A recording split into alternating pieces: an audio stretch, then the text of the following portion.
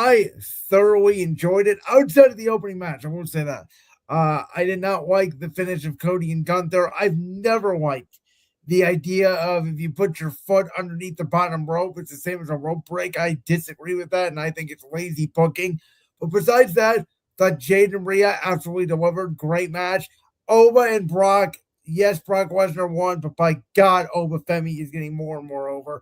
I truly believe Oba Femi in WWE is kind of like what Victor Wembanyama is in the NBA, where he's just a giant that you've never seen before and has this ability that we may never see again. I thought So and Becky put on a phenomenal match for the Women's Intercontinental Championship. I think So Ruka is getting more and more over by the day. And then Can I obviously, just address that super quick? Go ahead. Because yesterday on Raw, Lyra Valkyria finally addressed the Intercontinental Championship and is like, I can actually challenge for it because Becky's not the champion. Guess what? When AJ Lee was the champion, you could have challenged for it, Lyra. When Maxine Dupree was the Intercontinental champion, guess what? You could have challenged for it, Lyra. So I like that they addressed it and they stuck with that stipulation. I appreciate that. But, what are we doing? You had plenty of other opportunities. Why are you just now getting back to that? That's all I wanted to say. Maybe because she was too focused on the tag team on Bayley at the time. And then, of course, I know a lot of people are saying, oh, like you, Josh, tired of the bloodline. They're sick of running back the bloodline. It's the same story. They're recycling. Oh, I don't care. Okay? Roman Reigns is WWE's version of Michael Jordan or LeBron James or whoever you want to say. He is outside of John Cena. He is the current GOAT. Everything he touches turns into gold, turns into cinema, and we are 100% slowly but surely getting the bloodline back together, and all the feelings from 2022 and 2023 are coming back with Roman running the bloodline, the Usos shake up Batu. Now maybe he'll make Solo Sikoa get back with the bloodline, and we can have the whole family back together. Wait, so does that mean Sami Zayn has to go back to being an honorary Uso again? You know, I truly thought at Night of Champions, because Saudi Arabia is Sami Zayn's hometown, I thought a really good match could be Roman and Sami for the World Heavyweight Championship. Where, Roman, maybe he sends Jey Uso over to SmackDown like he did to target Cody Rhodes. And maybe there's a scenario where, Jey doesn't win the King of the Ring tournament, but he runs into Sami Zayn. Sami starts running his mouth about how the bloodline never respected him, about how Roman Reigns never truly meant him as an honorary use. And then Roman gets involved and says, no, Sami, I really want you to be a part of my family. And that's how you book a match for Night of Champions. It seems like Sami is going after Cody, though. So, yeah, I will say this. At this point in time, it's a good thing, I think. I do not know who's going to win the King and Queen of the Ring tournament. Okay, with that, why is Liv Morgan in that tournament? She's a freaking champion. What the hell? Because she wants all the gold. They've done it in the past. Hell, why are champions allowed to enter the Royal Rumble? But, there was a situation a couple years ago where Charlotte Flair was the women's champion and she was in the Royal Rumble because she wanted to get the other title at WrestleMania. Wasn't Brock Lesnar the WWE champion when he went into the Royal Rumble? 2020 when which was one of the best Royal Rumbles of all time. Yeah, when McIntyre ended up winning. But I respectfully don't like that. It's just one of those things that it doesn't make sense to me. But I'll let it play out. I will let it play out. But I personally don't like it. I did not get to watch Clash in Italy, but I know everything that happened. It seems like they're teasing something between Roman and Cody. We'll see where that goes. Maybe, do you dare do that at Crown Jewel in Saudi? Maybe. I feel like WWE has got to get their momentum back. Not that it's I think they're starting to. Yeah. I really do. I think, listen, I've said it.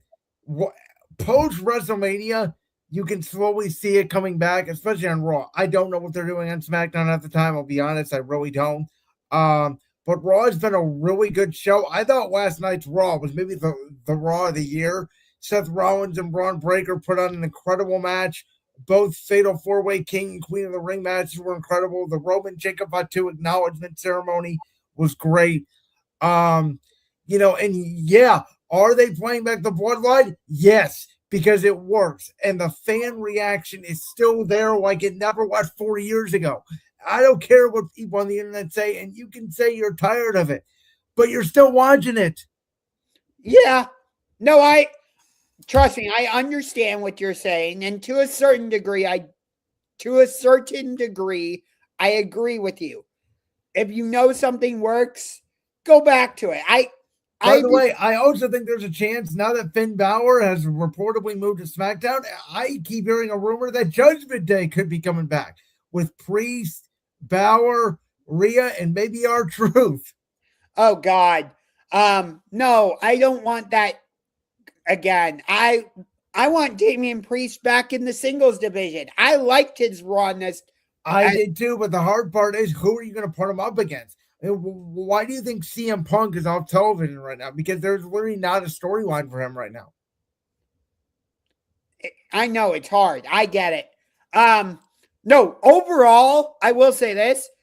Wrestling's in a really good spot with both WWE and AEW. And the funny part is, we didn't say that a couple months ago. Because even you were saying, I know you were positive about AEW's momentum, but we were both looking at it. Was it around the Royal Rumble that we both said both companies are in a rough spot right now? Yeah. Because I remember we had that conversation. Yeah. I'm not going to get into the whole Mick Foley coming to AEW. I was going to ask you actually because I watched it and I think this is the match of the year and the feud of the year. Did you watch match versus match in AAA? Yes. What you thinking? I loved it. I thought it was an absolute war. I didn't realize it was a no DQ match. I thought it was just a regular standard match with the mask versus mask stipulation or whatever word you want to use attached to it.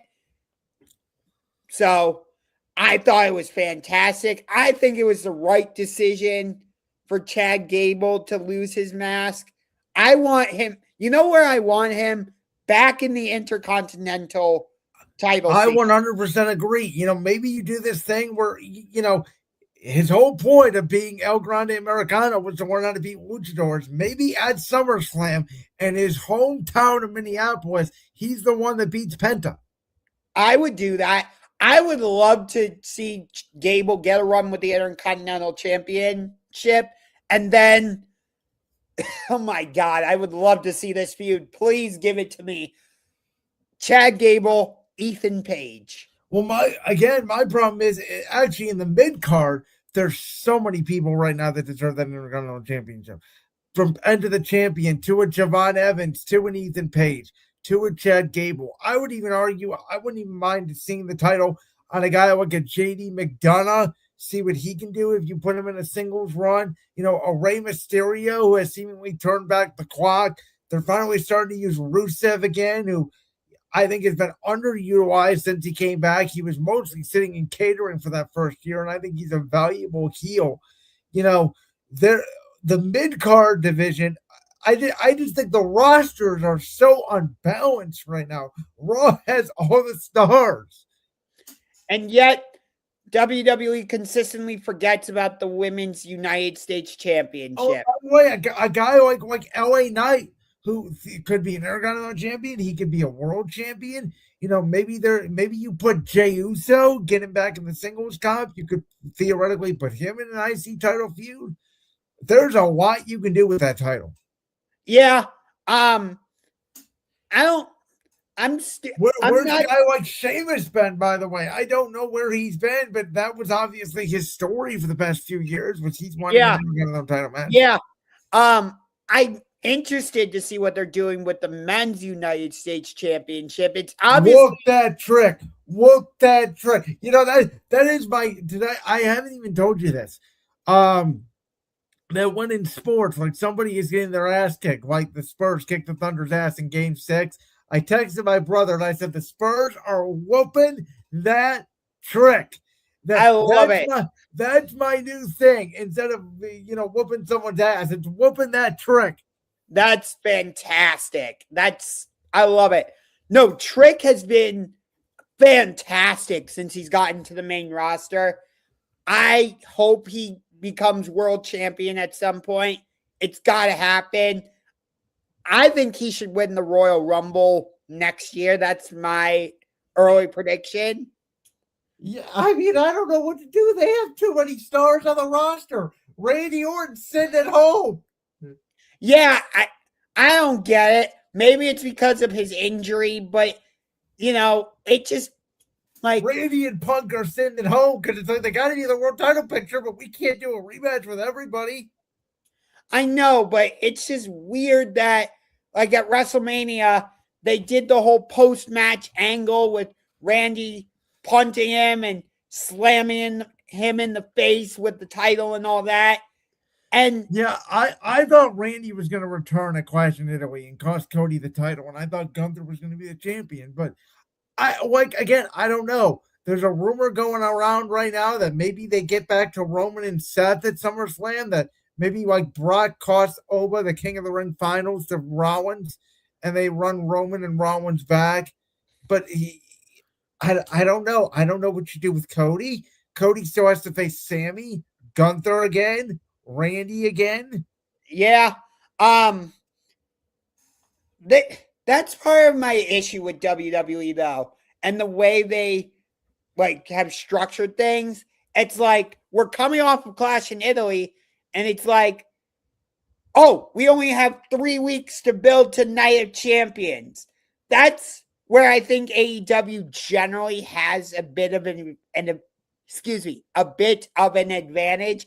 And I'm not even saying that because I'm an AEW fan more so than WWE.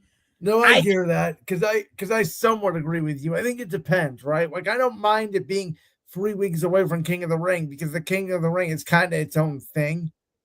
No, I'm just saying that more as a general thing. Like, I brought this up to you immediately after WrestleMania. I'm like, why are we doing Backlash so soon? Like, I personally didn't like that. You wanted. Yeah. I mean, I know. And they had 3 events in May. And I agree with this. I don't like the Saturday night's main event structure. And I don't know if it's because of the contract they signed that it has to be in this. But, like, it doesn't make sense why they're doing it the week before a big PLE. That just doesn't make sense to me. And listen, I will say they did what they could with 3 events in 3 weeks, but it's their fault. And I agree with you. I don't like it, but I actually think, again, we joked about it. The Saturday night's main event card was the most skippable card I think they may have ever put on. But if you watched it and you were there, it was a good show. And I think that's mostly all they care about because that's all TKO cares about is who's going to pay for these tickets. Yeah. Like, for example, like AEW, we're building to Forbidden Door. It's like, oh, we had a pay-per-view. Now we're going to have a little bit of time before the next pay-per-view. Well, no, it's about the same distance because Double or Nothing was the last week in May, and Forbidden Door is the last week in June. So it's about 4 weeks. It's about the same. Generally, AEW puts more time between their pay-per-views. I know they've started putting more pay-per-views in. Well, that was in my thing. It used to be a lot more because they used to only do 4. Then it was 6. I think Tony once said he would never get to 12, but I think with Redemption, are they up to 10? Am I right on that? I don't know. But what I do like is Redemption is going to be in Montreal at the Bell Center, which, that's where WWE has done some of their biggest shows. Yes. Like, for example, the most recent big show I can remember with elimination with Montreal was Elimination Chamber, where Sammy faced Roman for the title. And that was one of those hostile crowds I can remember. They were chanting F you, Roman, before the show even started. Yes, which... Oh, take me back to that time. Wasn't there like a Saturday night's main event or something? Yes, this past January, Sammy won the Fatal 4-Way. Yes. Trick, Randy, and Priest, and then would face McIntyre at the Rumble. But correct me if I'm wrong, by the way. Isn't AEW All In and then All Out a week apart? It was. I don't think it's going to be that way anymore. Did they move All Out back? Because I know it used to be Labor Day weekend. I want to say they did move it back. By the way, you brought up Redemption. That's their second of 3 pay-per-views they're doing this year in Canada, because they did Dynasty in Vancouver. Redemption is in Montreal. Wrestle Dream is going to be in Toronto. Which I keep hearing that's where Edge's or Copeland, if you want to call him that, his retirement match is going to be. Yes. I think it's interesting that they are doing 3 pay-per-views in Canada. And I don't know if you got a chance to watch Double or Nothing. I thought it was a fantastic show. No, I mean, I saw clips of it. I did not watch it. I will tell you right now, if it is true that, and I will call him Edge, because that's what I will always call him. That's fine. I got nothing. I have no issue with you just like that. You call Royce Keys Powerhouse Hobbs. Yes. I will be calling Cope Edge. That's okay. That if his last match is in Toronto at Wrestle Dream, if it's on a Saturday, I would definitely order it and watch it. If it's on a Sunday, which I think it might be, conflicting with football, I will more than likely just find a way to watch that match. You know what? I can respect that. But with Double or Nothing having as good of a show as they did, I know Madison Square Garden is like firmly WWE. I get it. Do you think there's any chance AEW could ever get into Madison Square Garden? You know what? I think Jim Cornette actually made a great point talking about it, and I kind of agree with him. They shouldn't want to go to Madison Square Garden. Why not? They should make Arthur Ashe and the other venues they've done in New York their thing, because it costs a lot to rent out Madison Square Garden, and they will make double the profit doing one show at the other New York locations and even Barclays Center compared to what they will make in MSG. I believe in the New York crowd and all that they could, sell out or get close to it in Madison Square Garden. But I think for AEW, until they actually become profitable and until their next TV deal is certain, they shouldn't be taking any risk right now. Which I understand. Interestingly, AEW is going to be in Youngstown, I believe, this Saturday for Collision. That's got to be the first time they're there, right? I think they've run Youngstown in the past. They've announced they're going to be in Detroit coming up in July or so, but they haven't announced anything for Cleveland yet, which is weird because they usually do at least one Dynamite in Cleveland every year. I went to Dynamite last year. It was on the road to Forbidden Door. They usually do a double taping, right, of Dynamite and Collision now. No.